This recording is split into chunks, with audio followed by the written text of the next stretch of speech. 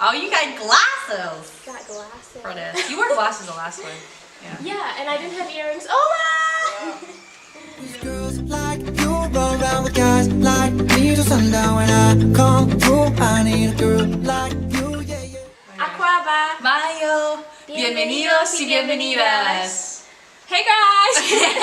How y'all doing? Welcome back. We missed you guys. We missed you so much. Yeah, but you know, it's Peace Corps life, so.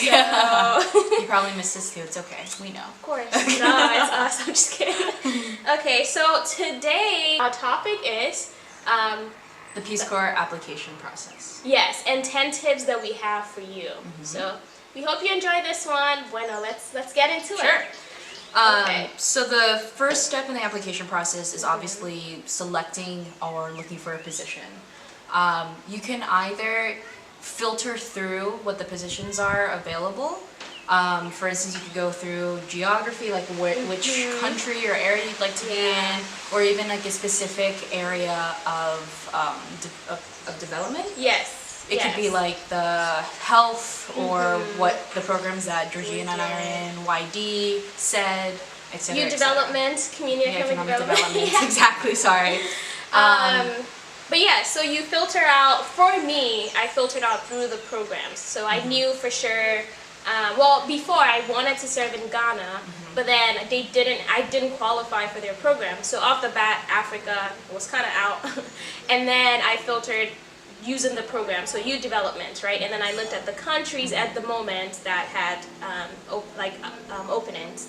Yeah. For me, I filtered through departure date because I am in the Peace Corps Masters International program, or one of like the last few cohorts that was able to go through Peace Corps service with a master's program.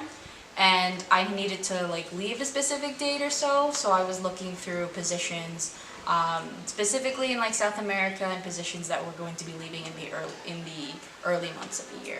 Yeah, same. I was also graduating, so it had to be after May.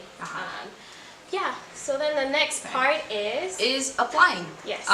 So the application process, it's all online, and it took about an hour for me or so, but there's one aspect of the application process which is like the most important aspect, which is the statement of interest. Yeah. And the resume. Right. Those two components are basically what the recruiters or what Peace Corps looks at to see if you have the knowledge, skills, and attitudes, KSAs, as Peace Corps likes to refer to them. But the statement of interest is that it's kind of self-explanatory, showing why you want to join Peace Corps, what skills and attribute you contribute to you could potentially contribute to service, and then your resume is essentially all your skill sets. Yes, so exactly. all your experiences. Yeah, and those are very, very important. Like, it didn't take me an hour. I mean, actually sitting down and doing it, it took me maybe like an hour as well. Yes. But then I worked on my statement and my resume over time, right? Like for a couple of weeks with recruiters and with, the Student Engagement Center in my university. So it depends, yeah. Exactly. After you do the application, there is a part that's called the health history. Obviously important because later on you'll be doing a whole medical clearance, but this is essentially, seeing if you're physically fit, and physically, mentally, emotionally fit. Yeah.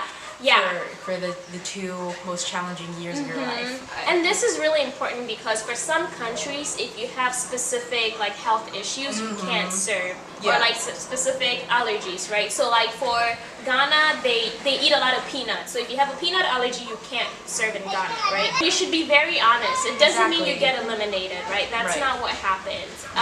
It's possible that you might have chosen a country that can't just help you with that medical issue. So sometimes they would recommend a different country for you. Exactly.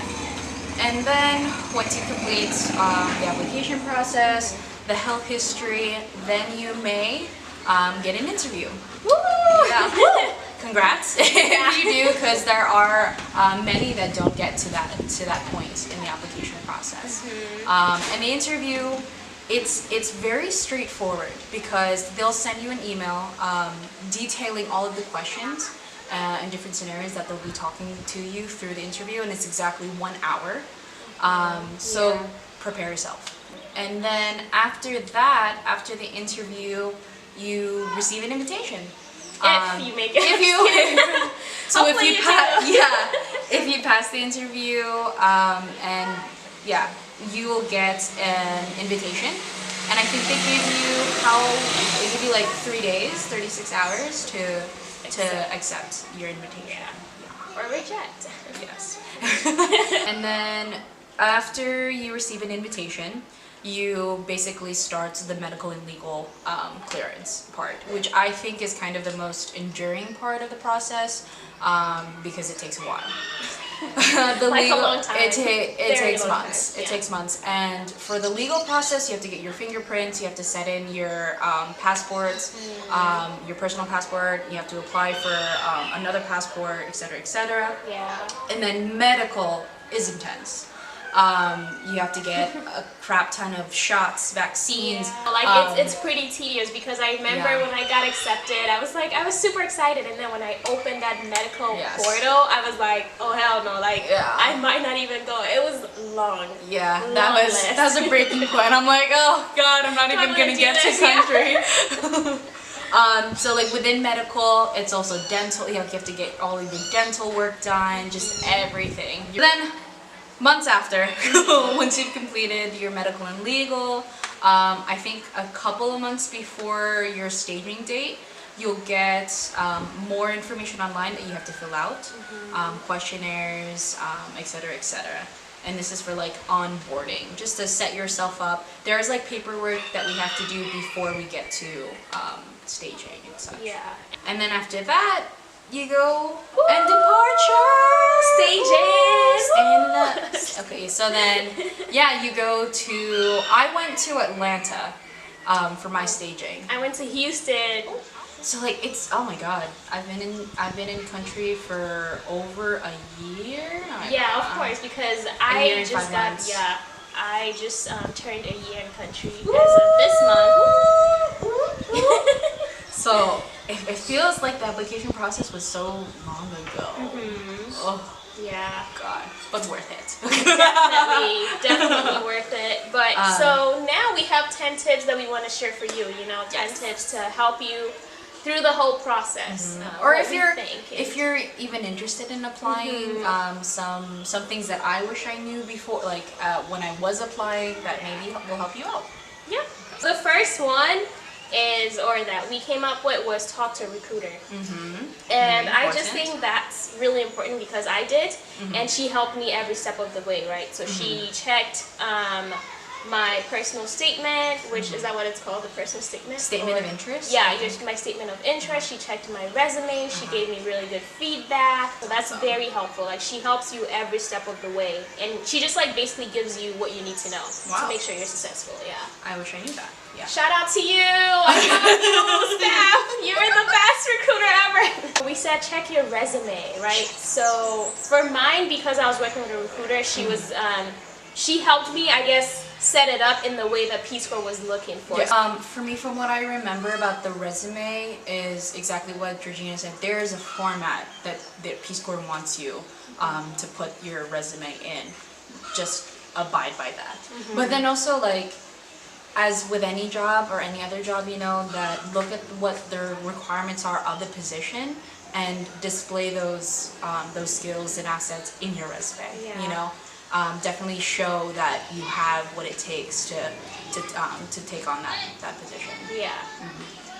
The third one, we said be realistic with the post that you want and the challenges. I think sometimes when we look into the different positions and stuff, we always that I can see myself doing this. I have the experience and the knowledge for this position. But another consideration is, realizing what are the potential challenges you may face in that country. For instance, for me, I was looking into places where there was, some sort of connectivity because I did want to be in contact with my family. And so I saw that, I knew that for Costa Rica, like, okay, they would obviously have better connectivity, I'd have more access to the internet, etc. So that was something. Do you? Yeah, for me. I'm just kidding. I mean, it's not like the best connectivity, but I can still speak with my mom like every other day or so. And like another challenge that I knew was that I wanted to be in South America, and one of the challenges in South America is machismo. So going into that, I had to like face like, all right, well, I'm a feminist, and like, how am I going to be able to kind of overcome any potential challenges? So just be realistic, you know, do your research into what your host country or the country that you're looking into post. What are some potential things that you may face? Yeah, I do a lot of research, yeah. So the fourth one, we said start early for medical clearance and know exactly what you need. Be very thorough. Oh my god. That was the hard, like, I think of the application process, that was the most enduring and most difficult aspect of the process. Yeah. Because as soon as you receive your invitation, get your medical done. Yeah. Yeah, because that's going to be the longest part. Yeah, and this ties into applying early, right? If you can, try as much as you can to apply early. So let me just give you a timeline. I applied in October. The deadline for YD Costa Rica was January 1st. So I got an interview in November, and then I got the invitation a week later. And right away, so a week later, December happens, I go home around December 20th, I start doing all my medical, right? All my medical. I didn't find out until May. I didn't get approved medically until May. And we were leaving in July, right? So you don't want to push it, like... No. Because this can either, so if you don't get medically cleared, you can't go. Exactly. You can't go. Exactly. And sometimes it's not your fault, but... Exactly. So like, one of the setbacks for me was that the person, I was away, or I was out of state for grad school. So I was going to a physician that I don't normally see. And it would, oh god, just be very thorough in what documents you're required of for your medical clearance and what documents are there and prepared. So like, don't be afraid to go with the doctor and be like, do I have this, and go through everything. Have them show you everything is done, because if you miss one test, the Peace Corps medical office, they'll be like, nope, can't clear you yet because you don't have this, you don't have this, etc., or this is the wrong test, you needed this test. So like, there are a lot of setbacks. It takes a long time for them to clear you, even when you have everything. So. Yes.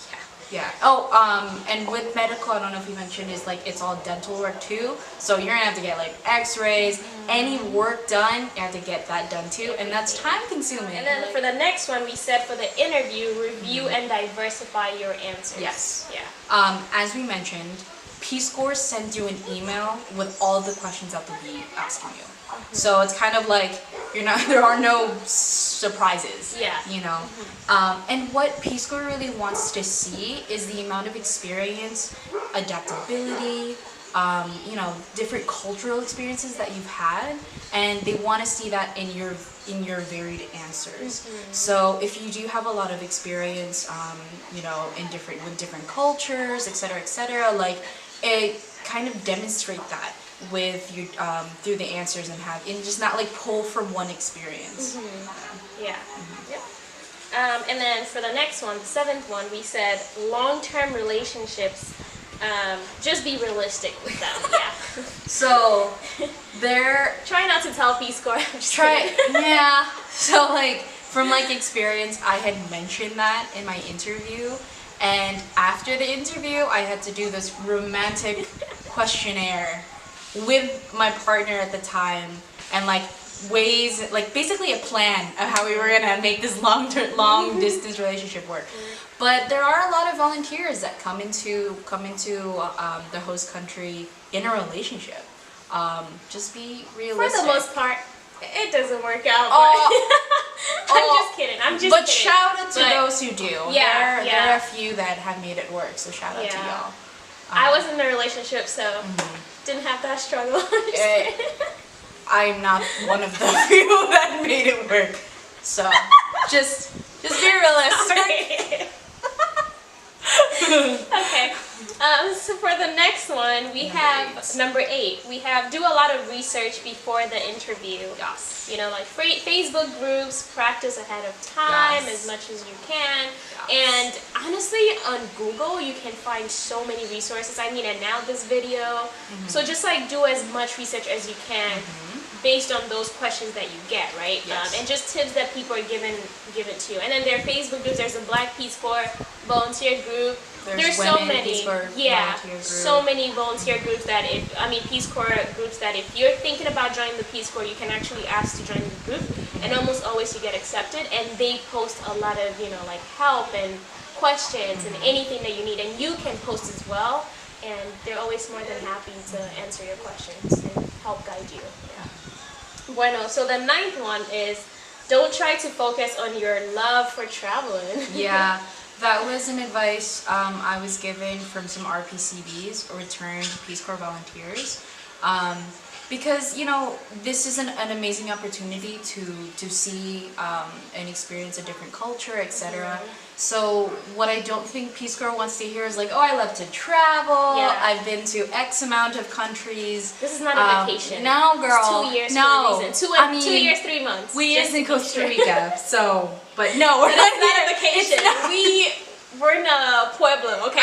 A pueblo. So you really want to demonstrate, like, I love to travel, but from that you kind of want to extract that you love to learn about another culture. Yes. And you want that cultural exchange and everything. So don't, like, transform your answer or for that focus from, like, traveling and experiencing new culture places into a cultural exchange. Yeah. For the last one, we said be positive with your answers during the interview. So, as we mentioned earlier, they do send you interview questions in your email. And when you look at them, a lot of them are challenges that you've experienced, right? And just for any interview as well, like when you're answering these questions, yes, you should talk about the challenges, but also focus a lot on how you overcame them, right? Because they want to see how resilient you are. Exactly. So. Essentially a huge part of the interview questionnaire are challenges. Are you okay with being miles away from the closest volunteer? Are you okay with isolation? Like it's just a huge part of that, and you're gonna have to prove to them that I can handle it. You can. Yes, you got it. Yes. If I can do it, you can do it too. Okay. So this week's volunteer highlight, we want to give a shout out to Crystal!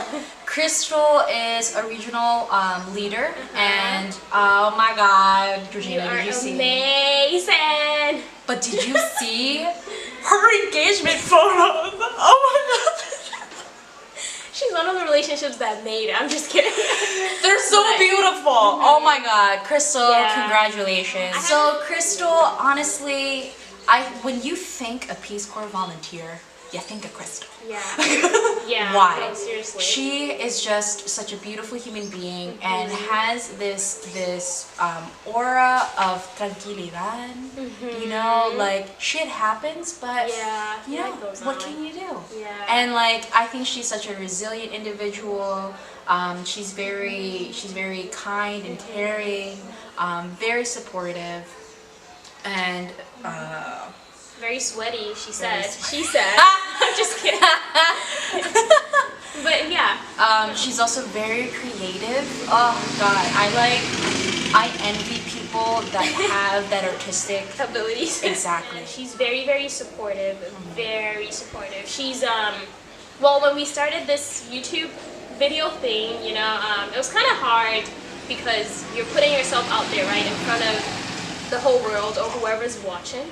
And a lot of people have been supportive in the Peace Corps community, but Crystal was one of the most supportive people of this video. Like, she gave me more ideas, she motivated me, her excitement made me more excited about this video.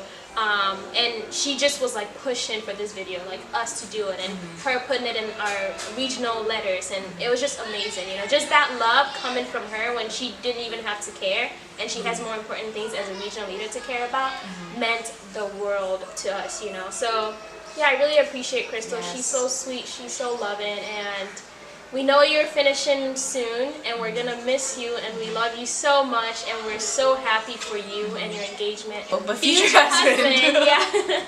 Bueno, well, we hope you guys enjoyed this video.